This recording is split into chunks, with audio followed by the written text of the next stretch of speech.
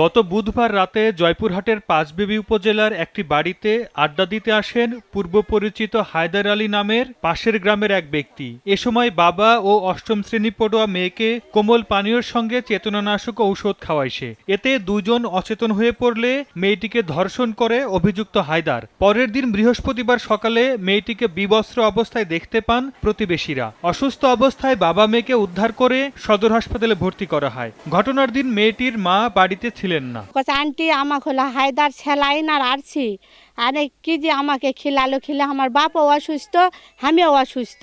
আমার স্বামীকে আমার মেয়ে কিছু খিলাইছে, খিলে সারা রাত ধর্ষণ করেছে, তার আমি বিচার চাই। হায়দার আলী কালকে রাত্রে আমার বাড়ির দাদা ওগুলো খিলাচ্ছে, পানি খিলার পর আমরা রজ্ঞান হদা হায়দার আলীকে আমার মেয়েকে ধর্ষণ করছে, তার জন্য আমি সুষ্ঠু বিচার চাই। আমরা তাকে উপযুক্ত পরীক্ষা নিরীক্ষা করবার পরে প্রয়োজনীয় চিকিৎসা দিয়ে ওয়ার্ডে ভর্তি রেখেছি। আমরা তাকে পর্যবেক্ষণ করছি। কৌশলে অভিযুক্ত হায়দার আলীকে আটকের পর পুলিশে সোপর্দ করেন এলাকাবাসী। ভিকটিম হাসপাতালে চিকিৎসাধীন রয়েছে।